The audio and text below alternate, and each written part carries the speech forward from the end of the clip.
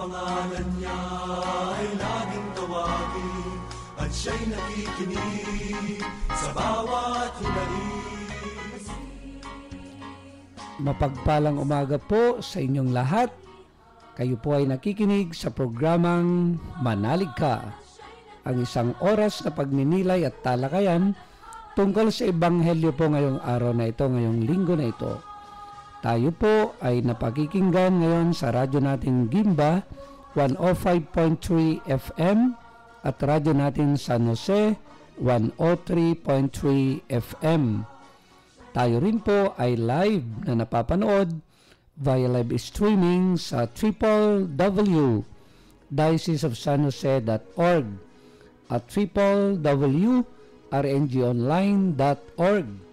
At sa paborito po ng mga kabataan, paborito ng bayan, sa Facebook account ng ating programa, www.facebook.com/manaligka2006. Ito po ang inyong host ngayong araw na ito, ngayong linggong na ito, ang paring Ilocano po, ang inyong kabsat, si Father Bong Romano. At ngayong araw po na ito ay very special. At tanungin niyo naman, brother, kung bakit special. Sapagkat kasama po natin ngayon ang ating mahal na obispo. Ayan po, so magpapakilala po yung special guest natin sa programang Manalig Ka. Si Bishop Bobet po, Malyari ng Diocese of San Jose. Masaya po akong makiisa at excited po ako. Palakpakan. Bishop, welcome sa programang Manalig Ka. O, pakilala na kayo mga brothers. Ako naman po si Brother Rodel Pagdinawan, ang inyong seminaristang Bulakenyo. At ako naman po si Brother Jimmy Reyes, ang seminaristang Tagalog. At binabati po namin ng co-anchor natin na hindi ho dumating ngayon, si Father Richard. So, at pinadalhan tayo ng Lord ni Lord ng isang special guest nga po. Kaya mabiyaya ang araw mabiyaya nito. po itong araw na ito. Siguro pagdasal natin sina Father Richard, no, yung bang, at saka si Brother Jomar, kasi nasa saan ba? Sa Davao ba yung ano nila? Sa Davao. Yung kanilang gathering ng mga kabataan. Ay, opo. NCY Wow. National. So, good luck sa dalawang ito. At palagay ko, sumusubaybay yun sa programa natin. Mahilig mag-online yung dalawang kapatid natin na yan. So, bago po tayo tuluyang magpatuloy sa ating programa, tayo po muna ay mananalangin. At Brother Rodel, hiniling na pangunahan mo kami sa panalangin. Sa ngalan ng Ama at ng Anak at ng Espiritu Santo. Amen. Amen. Panginoon, kami po ay nagpupuri at nagpapasalamat sa iyo, sa iyong walang kahulilip na kabanalan at pagmamahal sa tanan. Kami po ay nagpapasalamat sa lahat ng biyayang aming tinatanggap sa araw-araw. Humihingi po kami ng kapatawaran sa aming mga nagawang pagkakamali, sa aming mga nagawang pagkukulang at pagmamalabis. Humihingi rin po kami ng biyaya na nawa ang aming pong pagsasama-sama sa linggong ito ng umaga ay maging mabiyaya upang maihatid namin ang iyong mabuting balita sa mga mananampalataya na nakikinig sa programang ito. Hinihiling po namin ang lahat ng ito sa ngalan ni Kristo na iyong anak na nabubuhay at naghaharing kasama mo at ng Espiritu Santo magpasawalang hanggan. Amen. Sa ngalan ng Ama at ng Anak at ng Espiritu Santo. Amen.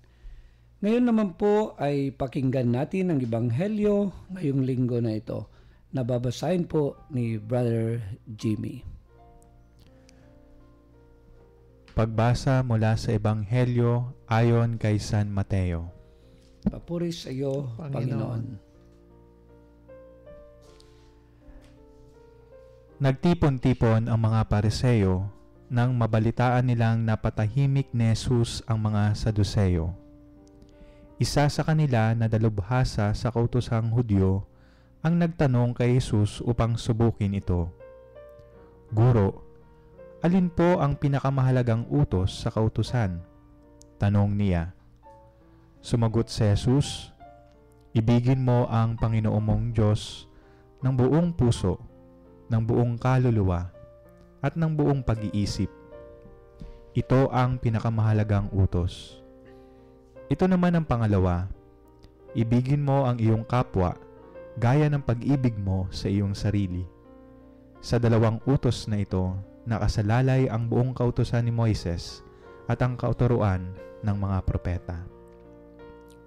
Ang mabuting balita ng ating Panginoon. Pinupuri ka namin, Panginoong Jesucristo.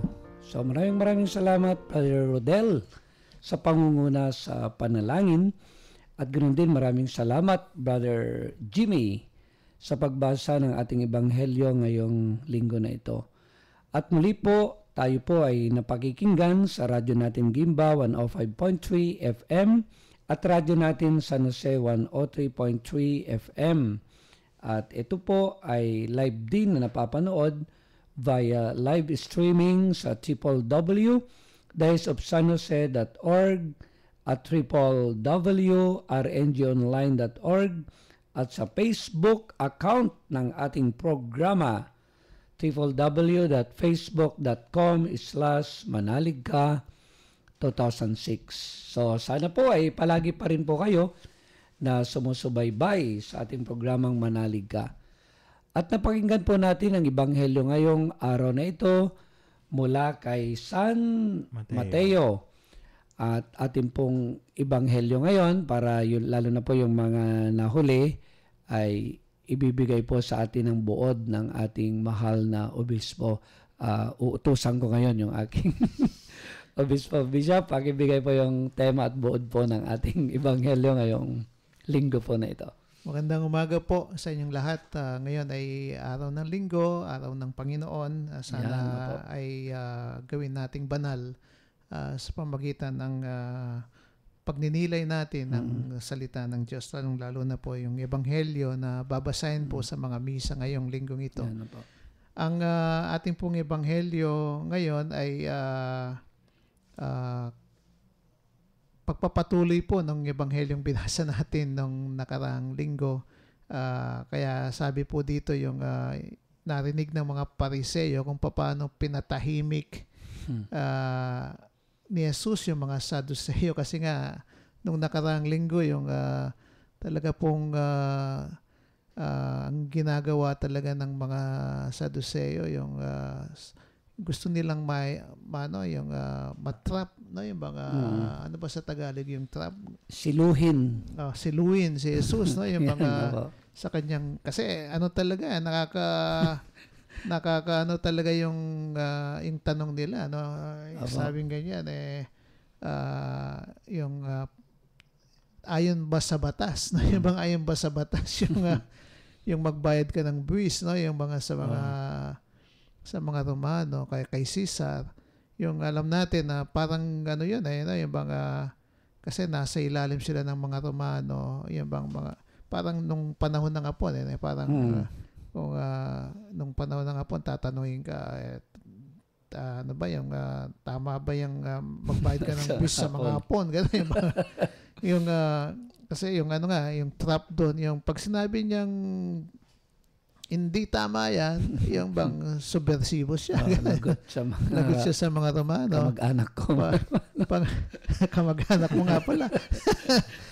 Pag ano naman, pag sinabi namang yung pagbayad, hindi, Thailand, magbayad tayo.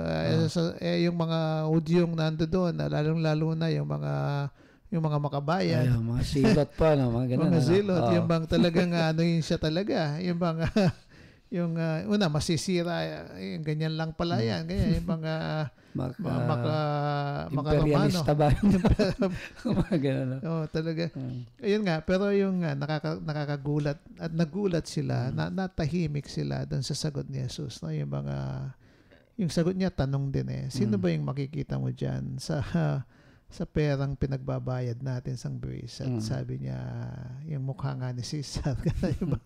So, give to Caesar what is Caesar. Ibigay mo kay Caesar kung ano yung kay Caesar. At ibigay mo sa Diyos ang sa Diyos. Kaya nga sabi, napatahimik nga ni Jesus yung mga Saduseo. May karugtong pa pala, no, Bishop? So, yung ngayon, yung mga Pariseo, umiirit din.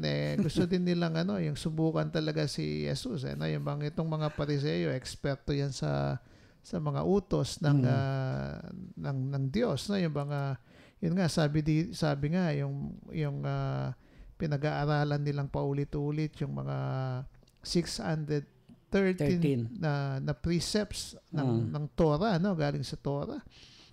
So yung talagang nila, ito na talaga yung expertise nila. Alam nila yan yung mga, parang yun ang, yung sabi nila, yun ang kinakain nila araw-araw. Kaya yung, sasabihin mo sa kanila yung alam nila yan, yung mga, yun nga, yung dito, sa sinubukan nila si Jesus, gusto nilang i-test din siya kung yung alam ni Jesus ay makakapantay dun sa alam nila. Ganun yung ba? Kasi believe sila sa sarili nila. Yung mga, pero yun nga, nagulat sila dun sa sagot din ni Jesus. Ano ba yung tinanong nila? Ba't ba yung tanong nila kay Jesus, ito, teacher, which is the great commandment in the law? Ano ba yung pinaka? 613 yun, yung mga talagang pinahirapan siya, no? 630, ano ba yung sa 613 na yun? Ano ba yung pinakamahalaga? Yung mga, so nagulat sila sa sagot niya, at sabi nga niya, yung mahalin mo ang Diyos yung with all your heart, with all your soul, with all your mind. Sabi niya, this is the great and first commandment. Tapos yung second, sabi ganyan, love your neighbor as yourself. Ganun yung mga, so nagulat din sila kung gaano yung kaalaman din niya. So alam niya talaga yung kahulugan ng mga batas, no? Yung mga, kasi nailagay niya sa dalawang mahalagang bagay. Ito daw ay yung unang sinabi ni Jesus ay galing sa Deuteronomy, no? Yung bang chapter 6 verse 5, no? Yung bang tapos yung pangalawang sinabi niya ay Leviticus 19 verse 9, verse 18, ganun. So, thank you, Bishop. At ito nga po, itong pagninilayan natin mamaya, mahalin mo ang Diyos ng buong puso, ng buong kaluluwa at ng buong pag-isip, at mahalin mo ang iyong kapwa. Kaya wag po kayong alis, at magbabalik po ang programang Manalig Ka.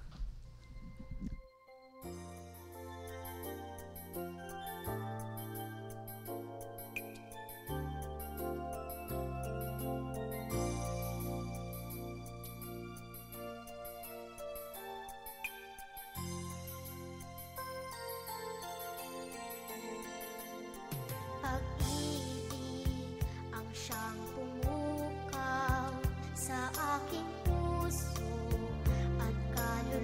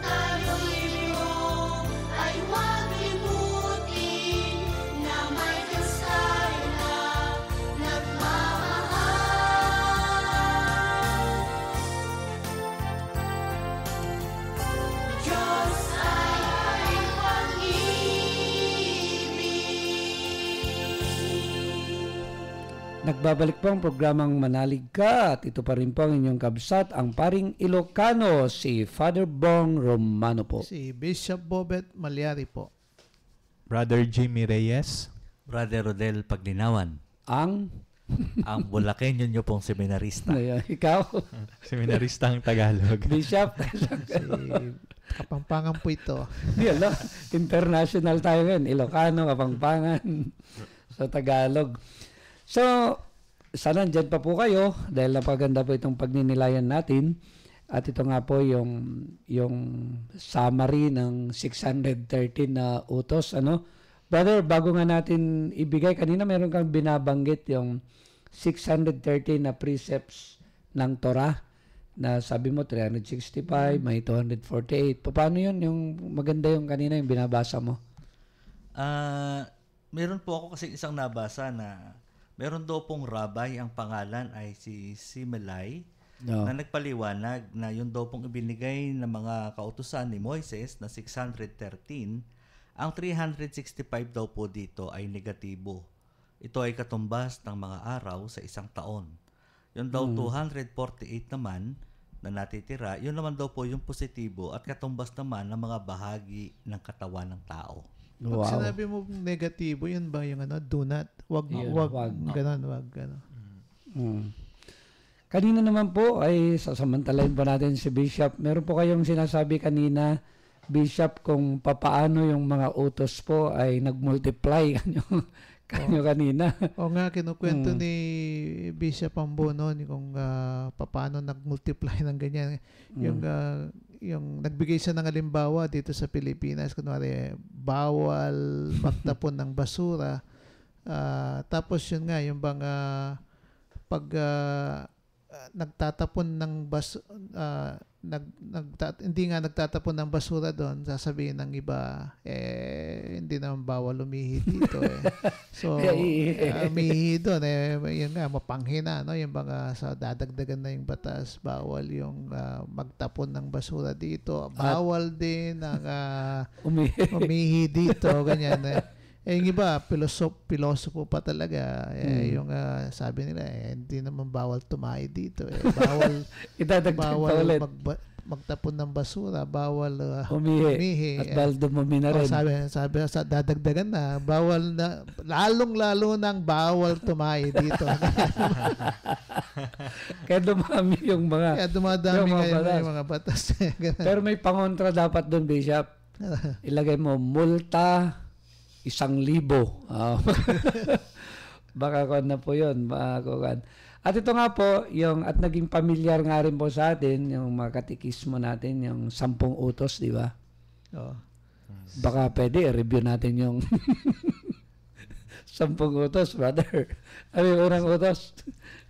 Ibigin mo ang Diyos na higit sa lahat. Okay, Brother Jimmy, ano yung pangalawa? Nakalimutan na ata na. Oo, nakalimutan. Thou shalt not use the name of God in vain. So, yun. Number 3. Mangilin ka tuwing linggo at pistang pangilin. Okay. Number 4, Brother Rodel. Igalang mo ang iyong ama at ina. Number 5, Bishop. Huwag kang papatay. So, number 6 ay huwag kang makikiapid. Paikot ulit, brother. Number 7. Huwag kang magnanakaw. Number 8. Ano nga ba? Huwag kang magsisinungaling. Gama na lang. Okay. So, number 9 ay huwag mong pagnanasaan ang hindi mo asawa. At yung number 10 po, Bishop? Huwag mong pagnanasaan. Yung pag-ari. Hindi mo pag-ari. Opo. So, 10 pa rin yun. Alam po ninyo, ako rin, Bishop, may karanasan kay Bishop Ambo Pag makalimutan nyo pa rin yung 10 utos, sabi niya, 2 nga na lang ngayon. At ito nga yung minention ng Panginoon. Mahalin ng Diyos at mahalin ng iyong kapwa-tao. Tapos pag makalimutan mo pa rin daw yan, basta sabi niya, love na lang, love. Kaya kanina, nung break natin, ay pinatugtog yung Diyos ay pag-ibig. So, Bishop, yung kanina po meron kayong pagninilay tungkol sa Sa love yung gano'n. Yun nga, yung kanina, naalala ko yung karanasan ni Bishop Dong, yung Ayun, opo. yung minsan nag-ordain daw siya ng pare. Tapos habang binabasa daw yung ebanghelyo, yung tungkol dun sa threefold profession of love Opo, ni Peter. Ganun yung, no? itatanong siya, do you love me? Do you love me? Ganon yung bang, so 3 times sinabi niya, do you love, you know, Lord, that I love you. Ganon yung bang, tapos palagi sinasabi ni Jesus, feed my lamb. No, yung bang, so palaging, yung inginaano ni, dito makikita mo yung pagmamahal sa Diyos, unang-una, palaging may katumbas na pagmamahal din at pagkalinga sa kapwa. Ganon yung bang. Pero yung maganda dun sa karanasan ni Bishop Dong, nung pinapakinggan daw niya yung ebanghelyo, bigla na lang parang sinabi sa kanya ng Panginoon, if you do not love me in the way that Peter was also expressing his love to Jesus, na yung bang sabing ganyan, do not even dare touch my people. Ganon yung mga, wag mong hawakan yung mga yung mga tao ko. Kasi parang ang Panginoon nga, yung Diyos, yung pagmamahal niya sa lahat, nandyan. Kasi siya yung may lalang ng lahat, diba? Yung mga tayong lahat ay galing sa Diyos, no? Yung bang ginawa niya tayong lahat. Sabi nga, yung tao daw is yung masterpiece ng Diyos, obra maestra ng Diyos. Kaya ganun na lang kahalaga ang tao sa kanya. Ganun yung bang kaya kung yung unang-una, pag mahal mo ang Diyos, you will love also, mamahalin mo din yung kapwa mo kung paano sila kamahal ng Diyos. Ganun yung bang kasi kung hindi nag-uugat sa pagmamahal sa Diyos yung pagmamahal mo, yung bang baka kung anong gawin mo dun sa mga tao, yung bang Saka dapat nga mabisa yun kasi nga po yung tao ay ginawa nila lang nakawangis ng Diyos. Kaya kung mahal mo ang Diyos, dapat ituring mo rin na gano'n kahalaga yung pag-ukulan mo ng pagmamahal din tong tao na ito. Kaya yung sabi nga nila palagi, brother, yung kambal na utos na hindi pwedeng paghiwalayin. Pero kung minsan nga, ito nga po yung nagiging problema nga natin, di ba? Yung parang pinaghiwalay natin na parang okay lang na yung ritual na ginagawa natin kasi ito yung pang-Diyos, ganon. Kung minsan hindi tayo nag-grow hanggang dun lang. At ito po nga po tayo hinahamon. Ang dami nating pang-ritual na mga gawain, ang dami ng pang-debosyon. At siguro ito nga yung hamon sa atin, yung mga naging mga pagdiriwang natin, yung Year of Faith, yung tinatawag na New Evangelization, tapos yung nga po yung pagdiriwang natin ngayon ng anibersaryo sa ika-500 years ng ating pagiging Kristiyano.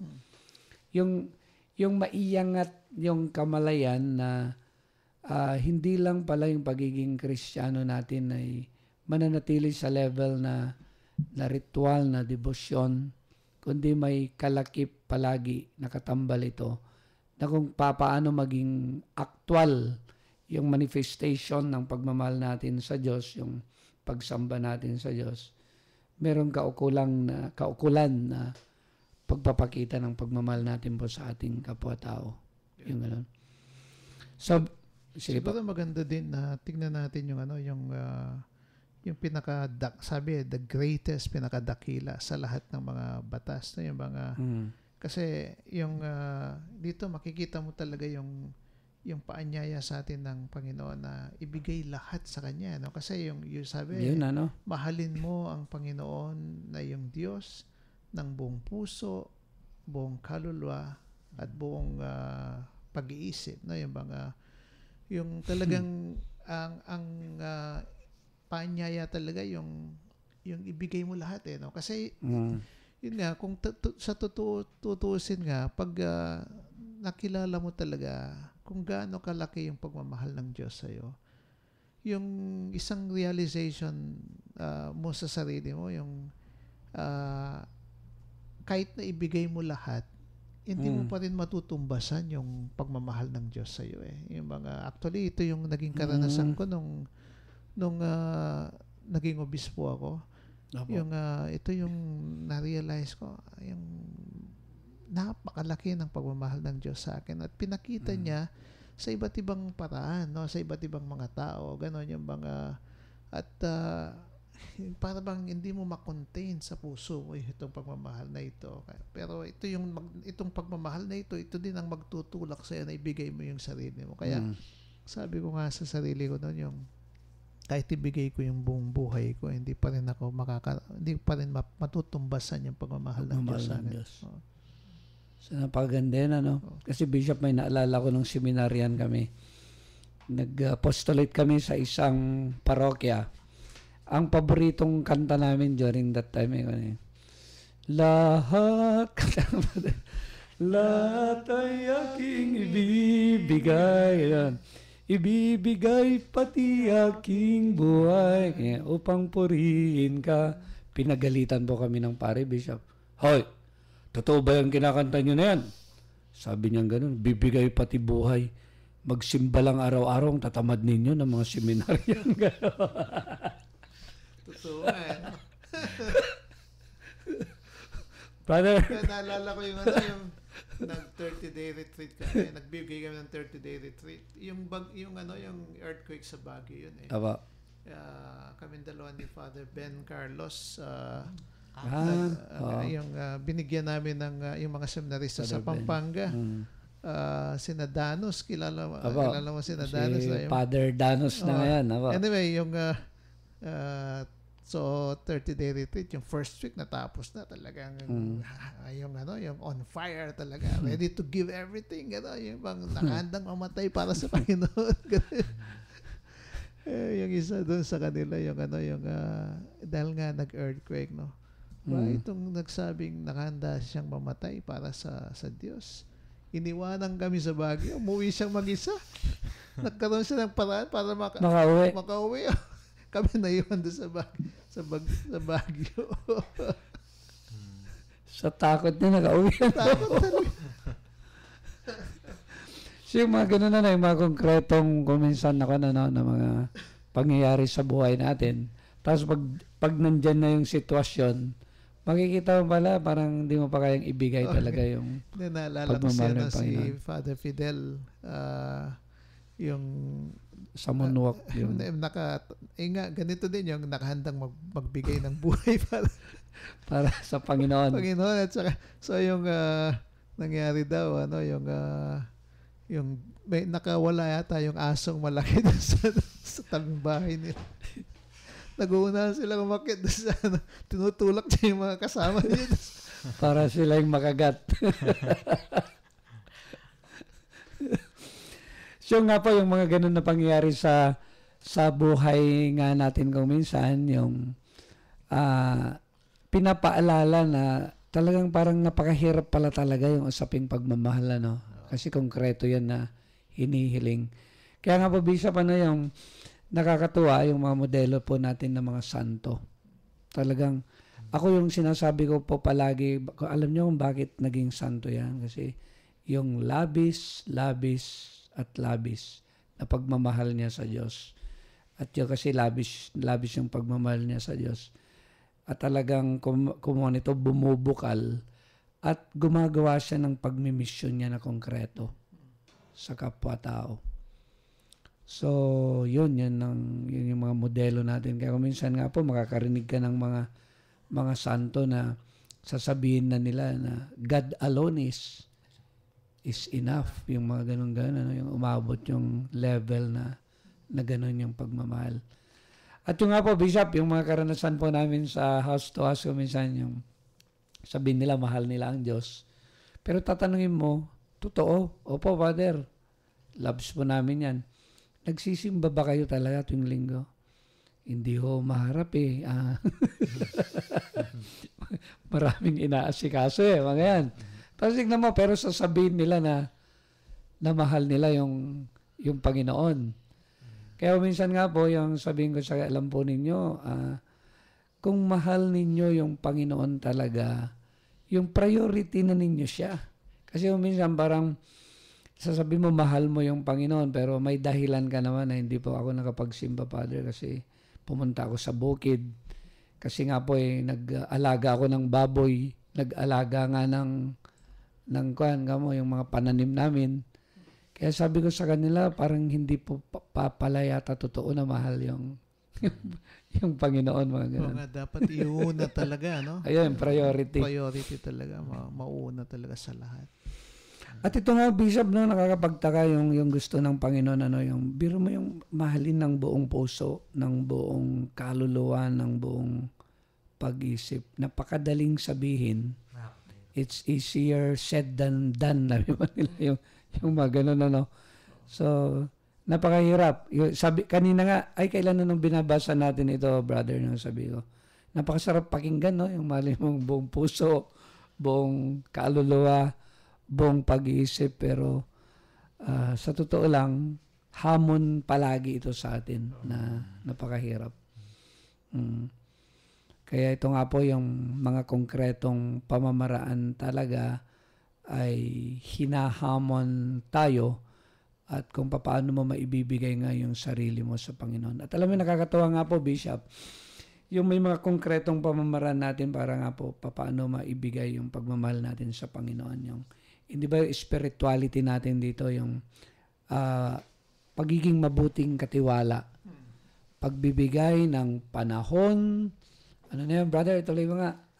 Time, talent, and treasure. O yan, So yung time, talent, and treasure na kasanayan po, yung Bishop, para yung practice natin o yung talagang training, ma-exercise ka, na sana maging aware ka na ginagawa mo ito yung pagbibigay ng iyong panahon, ng talino, ng yaman. Talagang ma-develop na ginagawa mo ito bilang pagbibigay mo ng iyong pagmamahal po sa ating Panginoong Diyos. Naalala ko yung sinabi ni Bishop Pabilio. Opo. Sabi niya, habang yumayaman ka, nagiging kuripot ka. Yung sabi kasi niya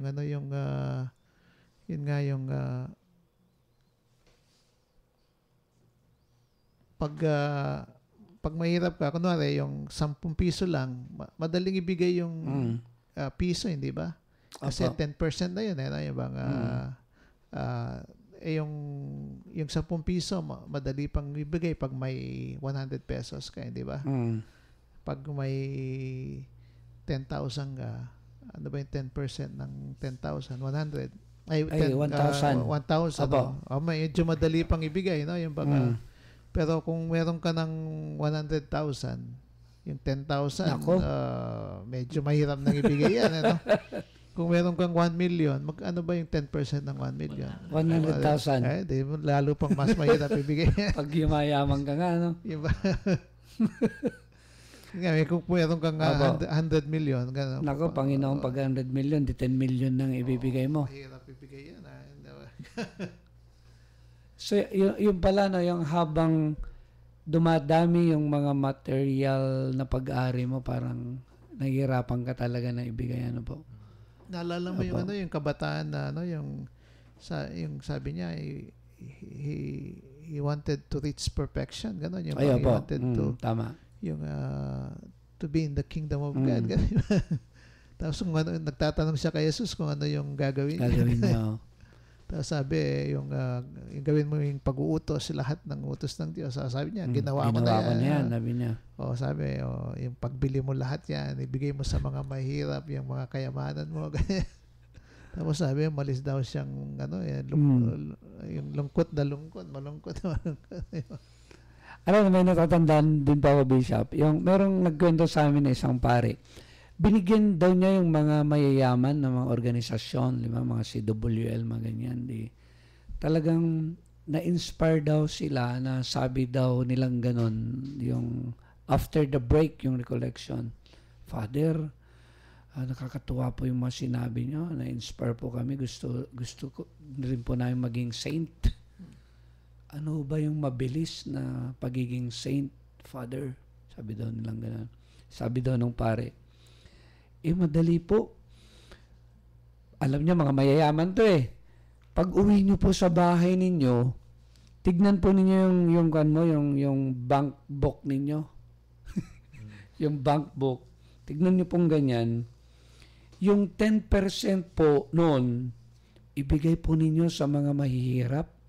Yung mga kapitbahay niyo na mahirap, sigurado marami po yon. Mga taga-barangay na mahirap, mga squatter.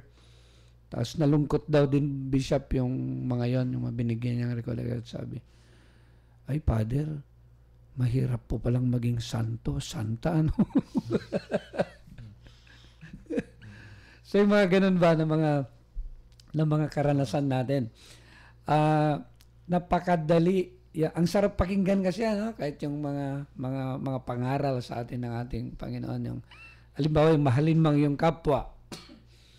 Pero yung hamon din, Bishop, ang unang konkreto ko minsan na mahalin mo yung kapwa, mahalin mo yung kaaway.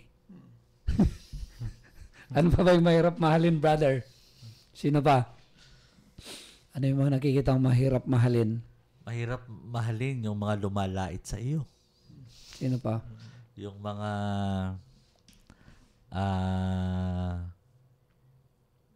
DK. Ano yung DK? Di ka sundo.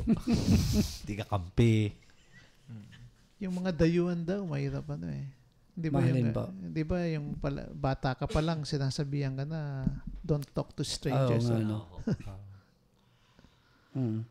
Tapos mahirap ding mahalin yung, kuminsan yung mahirap, di ba? Lalong-lalo na yung mga makukulit. Lalo rin po siguro yung mga tao na nakasakit talaga sa'yo. Ayun, no? Mga nag-cause talaga ng pain. Kasi di ba po connected sa pagmamahal yung pagpapatawad. May naalala po kasi ako, nagtanong sa akin, brother, paano mo ba mapapatawad yung taong pumatay dun sa asawa ko? Ganyan. So parang ang hirap.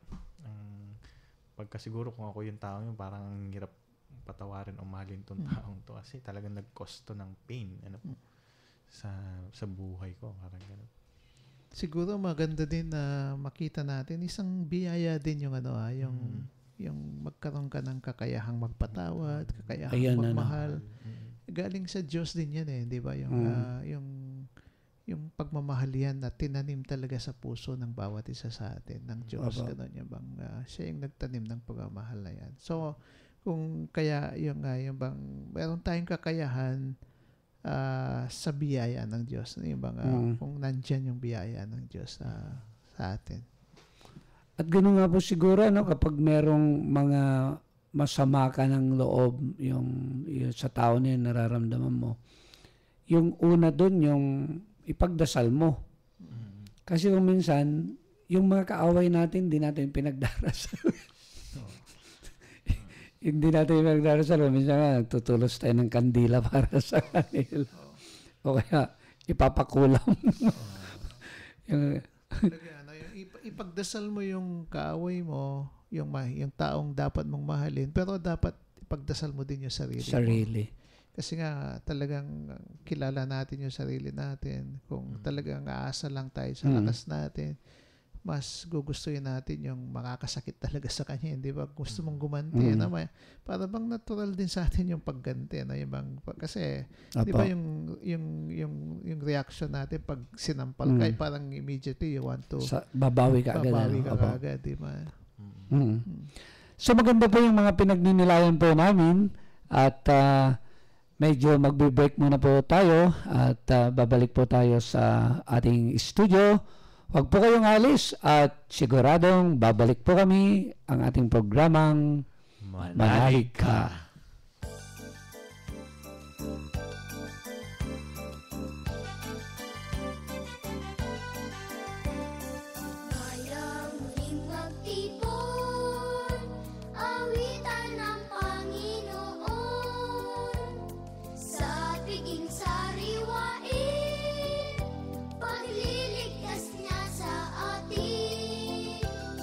Bayan ating alalahanin,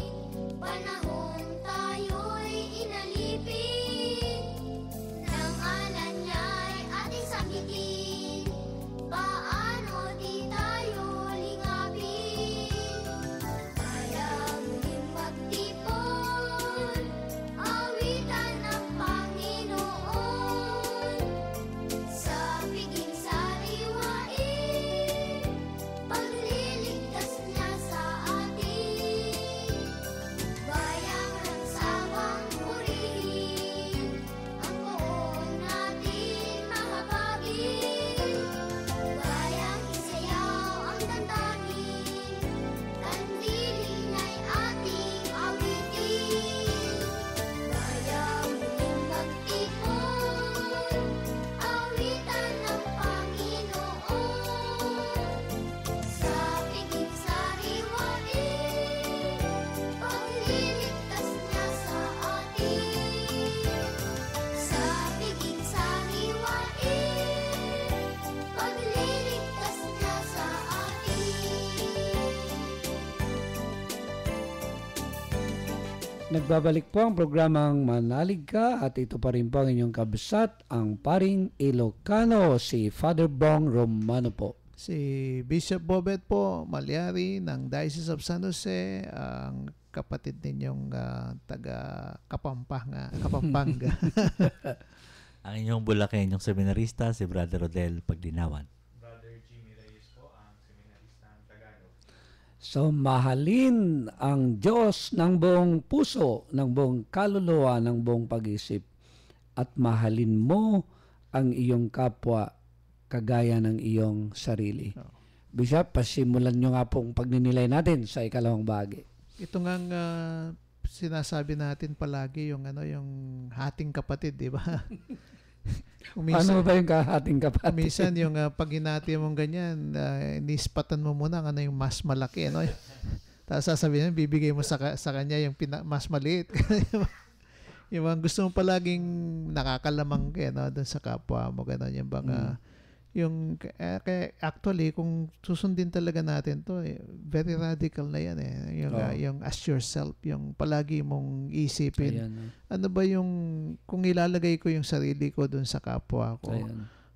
Ano ba yung gusto kong mangyari, ano ba yung gusto kong tanggapin, ano ba yung so yung palagi mong nilalagay dun sa sitwasyon ng iba yung sarili mo, Mo. para sa ganun ay yun nga, mamahalin mo siya kagaya ng pagmamahal mo sa sarili mo. At napaganda, yun brothers, pag magnilay nga kayo tungkol doon. Pero mo kasi kung minsan ang tendency mo, yung, alimbawa, yung mas komportable na kalagayan, di ba? At sana palagi yan din, na doon din natin iaangat yung kapatid natin. At siguro nga po, training doon Bishop, kasi, bandang huli, yung iba talaga hindi na lang kung minsan na parang yung sarili nila yung aabot pa sa punto na kakalimutan na nila yung sarili nila para sa kanilang kapwa, yung ganoon. Kaya lang yung Panginoon, magandang training muna.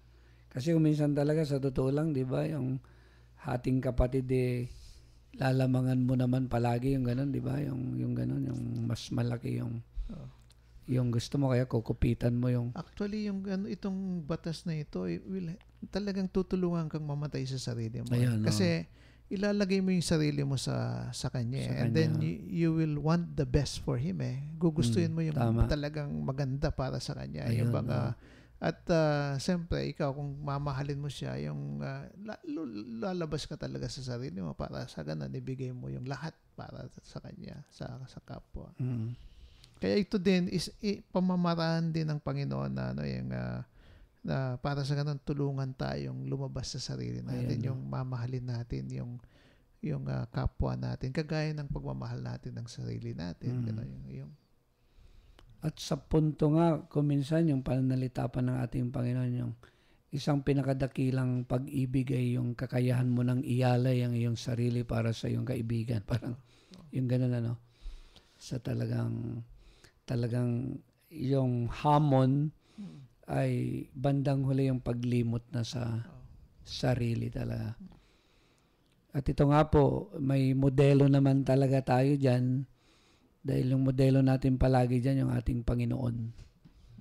Makita natin yung paano niya ibinigay yung buong buo, yung sarili niya. Naalala ko, Father, yung yung kura paroko po dati, yung gumawa ng kanta ng ng ating programa, yung Manalig Ka, si Father Mulong Perez. Nung siya ang kura paroko sa aming parokya, ang lagi niya sinasabi sa amin, magbigay kayo kahit masakit na, hanggang masakit na. Magbigay kayo. Kapag yung ganun yung sinasabi niya, iniisip ko lagi yun magbibigay ako, wala na nga ako, magbibigay pa ako. Tapos naalala ko yung sinasabi lagi, walang mayamang hindi pwede tumanggap at walang mahirap na walang maibibigay. So yun no, yung sinasabi na yun, siguro kung marirealize lang ng lahat, yung sinasabi na yun, magiging magaang ang lahat eh. Yung pagpapagawa ng simbahan, yung pagpapatayo ng mga ospital na pampubliko, yung pag-aayos ng mga nasira sa Yolanda victims, magiging magaang yun kapag yun lahat ay naisabuhay. Magbigay ka kahit nasasaktan ka na. Hindi yung nagbibigay ka yung hindi mo na kailangan. Siguro, Father, yun din yung kaya siguro mahalaga talaga yung sinabing mahalin mo ang Diyos. Mahalin mo ang Diyos ng buong puso, ng buong kaluluwa, no? Ng buong isipan mo. Kasi pag yung binigay mo pala yung buong pagmamahal mo sa Diyos, yung marirealize mo na yung pagmamahal pala ng Diyos ay buong buo din, na sa pagmamahal mo naman sa kapwa mo, ganun din, buong buo.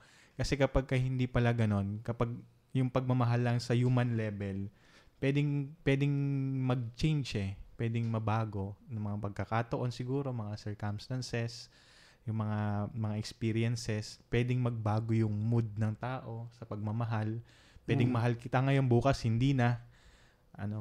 Pero kapag yung pagmamahal na naramdaman mo sa Diyos ay yung talagang pure love, yung totoong pag-ibig, at ito yung gusto mong ibahagi din sa iba, talagang kahit magbago-bago pa yan, konkreto at saka authentic pa rin yung pagmamahal na yun.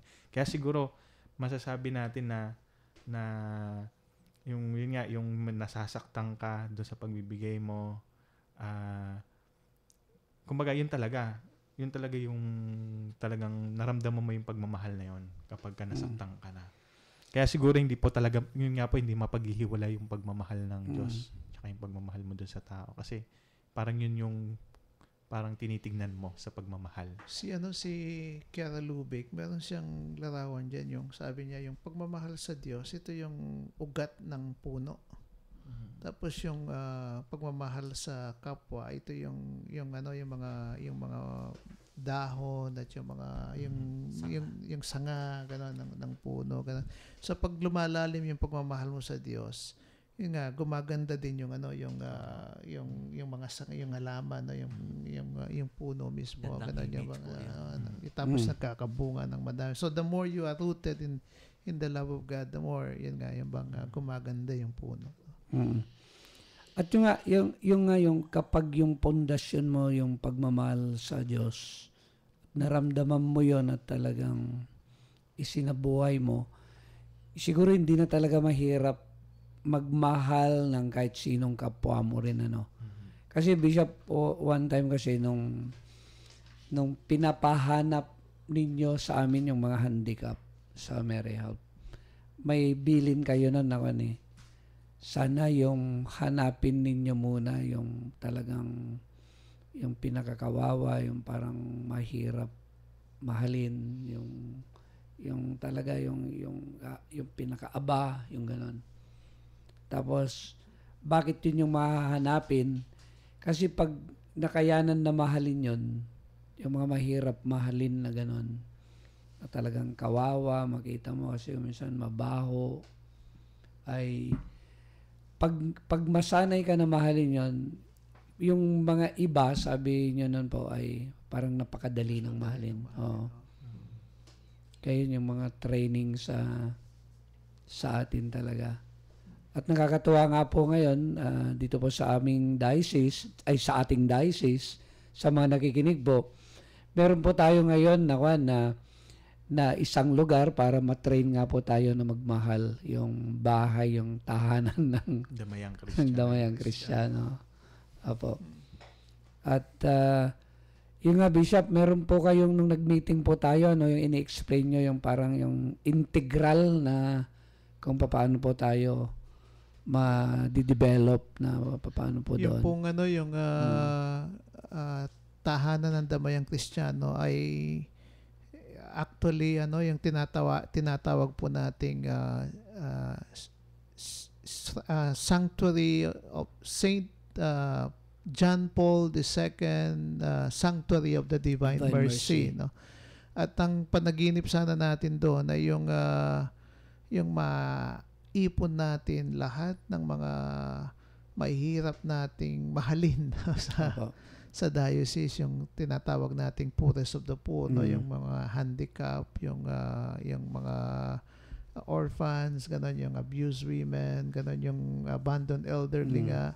At doon sa lugar na ito, kung pwedeng lalagay din natin yung formation center ng mga youth, Mhm. para sa ganon yung yun nga, nag-aaral sila ng catechesis, ganyan yan bang. Pero at the same time, meron silang pagkakataon ding maglingkod, no, dito sa mga kapatid nating nahihirapan at nangangailangan ng tulong.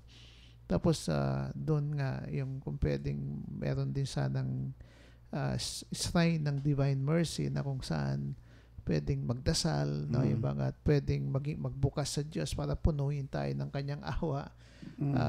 Yung para sa ganun, yung ang integral formation ay magaganap doon mismo sa lugar na yun. Yung bang may formation, may service, at may worship, no? Yung may pagkakataong magdasal, Magdasal, pagkakataong maglingkod, pagkakataong mag-aral sa tungkol sa pananampalataya. Simpo, at ito pong binabanggit ng ating mahal na obispo ay kasalukuyan po na naitayo na yung inuna nga po natin yung tinatawag nga po na para po sa mga matatanda na walang kumakalinga. At ito nga po yung nandun po ngayon ito, yung bayampunan para sa mga inang natin, mga tatay na walang kumakalinga, ay nandun po ito sa Barangay Parang Mangga, San Jose City. So nandun na po. At ito nga po yung pangarap na madagdagan pa ito, yung maging konkreto at integral na isang sanctuary talaga, na maramdaman po natin na kapag doon tayo, ang isipin mo lang ay magmahal sa kapwa, at kung maitayo po yung shrine ay ipakita rin talaga natin yung pagsamba at magbunga ito ng lalo pang pagmamahal. So ito po, napakaganda po itong mga pinagninilayan natin, pagmamahal sa Diyos, pagmamahal sa kapwa. At wag muna po kayong alis at magbabalik po kami sa panguling yugto ng programang Manalig ka.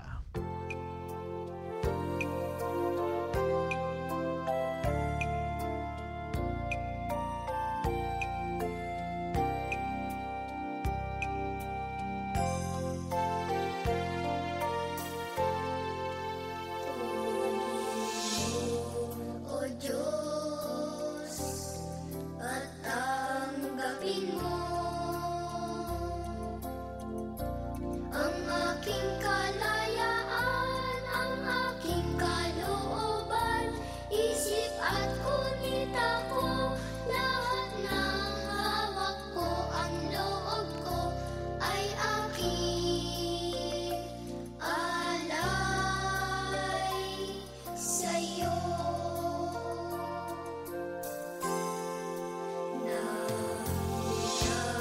Sa'yo ang lahat ng ito. Muli kong handog sa'yo, patnubayan mo't paghari, ang lahat ayon sa kalooban mo. Mag-utos ka, Panginoon ko.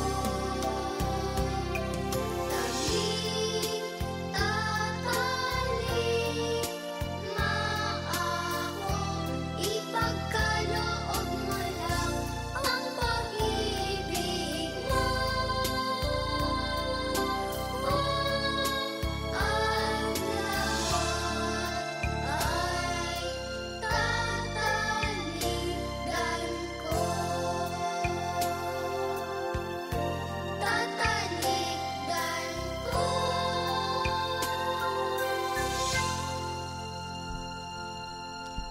Nagbabalik po ang programang Manalig Ka. Ito pa rin po ang inyong kabsat, ang paring Ilocano, si Father Bong Romano po. Si Bishop Bobet Malyari po. Ang Bulakenyong seminarista nyo po, si Brother Rodel.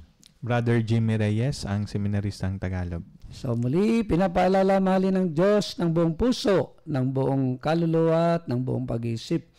at mahalin mo ang iyong kapwa gaya ng pagmamahal sa ating sarili. So marami po tayong napulot na mga pagninilay po ito, at yung napakahalagang buod nga po na ito ay basta yung kakayahan po nating magmahal at magmahal. At makikita nga po natin na itong 2 commandments po na ito ay hindi po dapat na paghiwalayin. Dapat magkasama po yan palagi. Dahil ang pagmamahal sa Diyos ay dapat na magbunga ng makahulugang pagmamahal din po sa ating kapwa-tao.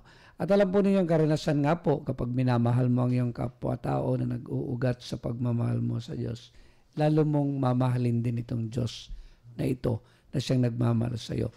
At ganoon nga po, yung nga po yung minention din ni Bishop kanina, kahit maibigay mo na lahat ang pagmamahal mo sa Diyos, parang kulang na kulang pa talaga. So gumawa po tayo ng maraming mga venues, lalo na po dito sa ating sa ating lipunan, sa ating komunidad, para lalo po nating maipakita yung pagmamahal natin sa Diyos at konkretong pagmamahal po sa ating kapwa-tao. So ngayon po ay linggo, wag po ninyong kalimutan yung isang obligasyon natin na napakalaga, di ba? Third commandment. Magsimba. Opo, bilang pagpakita ng pagmamahal natin sa Diyos. So thank you po sa mga nakisama sa pagninilay natin. At ngayon naman po, yung panguling bahagi po natin, bago yung panalangin, ay brother, yung paborito nyong portion, yung batiin, yung mga... Siguro binabati po namin ang seminarista ng diocese sapagkat bukas, Lunes, ay magkakaroon po ng pagtitipon ang mga seminarista kasama ang mga sakristan ng buong diocese. At ito pong araw na ito ay para sa kanila upang sa gayon ay lumago, may promote natin yung vocation sa pagpapari. Saan gagawin, brother? Para ito po ay gaganapin sa Malasin, St. Joseph School, Malasin, at sa loob to ng compound, no? So, yun po. Sa school. Sa school. So, punta po kayo bilang pamilya ng COA. Ayan, mga Knights of the Altar. Ako din po, binabati ko po ang lahat ng sakristan na magkikita-kita bukas sa St. Joseph School, Malasin Campus. Gayon din po, lahat ng seminarista na kung saan magkakasama-sama po kami, lahat ng seminarista po ng Diocese ng San Jose, magkakasama-sama ho kami mula bukas. Tapos po yung aming evaluation and planning sa Martes at saka sa Miyerkules, na ang balita ko po ay gagawin sa Baler. Wow. Yun po. At binabati ko rin po lahat ng aking mga kasamang katekista dito sa St. Joseph Cathedral Parish. Nako. Siyempre, yung mga kaibigan ko sa Muñoz, mga katekista, ang mga sakristan, at ang mga kaututang dila ko po doon. Bishop. Binabati ko po si Archbishop Florentino Lavarias. Itatalaga pong Arsobispo ng San Fernando, Pampanga bukas. Ayun bang pupunta po kami. At yung sana yung pagdasal po natin si Archbishop Florentino Lavarias, bigyan sana siya ng sapat na biyaya ng Panginoon para sa ganun magampanan niya talaga yung mission niya sa Archdiocese ng San Fernando, Pampanga. So congratulations po sa bagong Arsobispo ng Archdiocese ng San Fernando, Pampanga. Ako po ay binabati ko po yung makikiisa mamaya hapon 3:00, yung Anihan, pasalamat sa Anihan 2014, ani ko, balikhandog ko, isasako ko ang aking oo. So mamaya po ay pupunta po yung mga farmers at iaalay po nila yung bahagi ng kanilang inani para sa ating Panginoon. So, sana, brother, abutin ng 500 kabans. So, pinapasalamatan na po namin yung mga makikiisa po mamaya. So, isa pong pagpapala na galing sa Panginoon na binigyan po niya tayo ngayon ng magandang ani. And of course, yung mamaya po, yung Balikhandog Mass natin, ay isang misa rin po na paghingi ulit ng tulong sa ating Panginoon sa pangalawang, ano yung crop? Second cropping. So, thank you Lord sa masaganang ani. So, ngayon po ay tatapusin natin ang ating programang Manalig Ka. Mananalangin po ang ating bishop at ipagkakaloob din po niya sa atin ang kanyang pagbabasbas. Sa ngalan ng Ama, ng Anak at ng Espiritu Santo. Amen. Amen. Panginoon, salamat po sa biyayang magkasama-sama at sama-samang pagnilayan ang yung mga salita. Salamat sa paalala ngayong gabi o ngayong araw na ito ng linggo na dapat kang mahalin ng buong puso, buong lakas at buong kaluluwa. At na dapat naming mahalin ang aming kapwa gaya ng pagmamahal namin sa sarili. Sana po, Panginoon, ay matanim sa aming mga puso ang mga batas na ito nakaloob mo upang maging lalo pa kaming maging masaya, maging ganap ang buhay namin at mapasaya din namin ang isa't isa, ang kapwa, lahat ng mga nakapaligid sa amin. Sana po ikatuwa palagi namin ang mapasaya namin ang isa't isa. Ito din ang palagi mong minimithi para sa aming lahat na maging kompleto yung buhay namin at maging masayang-masaya kami. Itong Panginoon ay inihiling namin sa ngalan din ni Jesus naming Panginoon.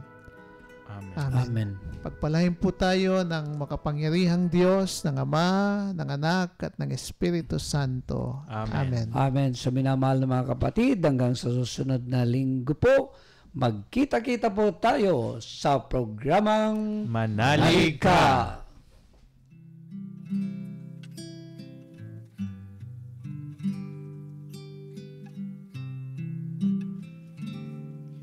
Inoong lahat ng takot sa iyong damdamin. Ang pangalan niya lagi ang tawagin at siya'y nakikinig sa bawat hinaing.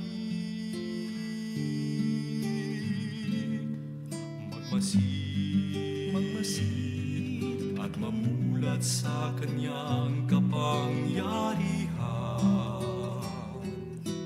Nabatid mo ba na siya'y naglalaan? Patuloy na naghahatid ng tunay na kalayaan. Manalig ka, tuyuin ang luha sa mga mata. Hindi siya panaginip, hindi siya isang pangarap, siya ay buhay.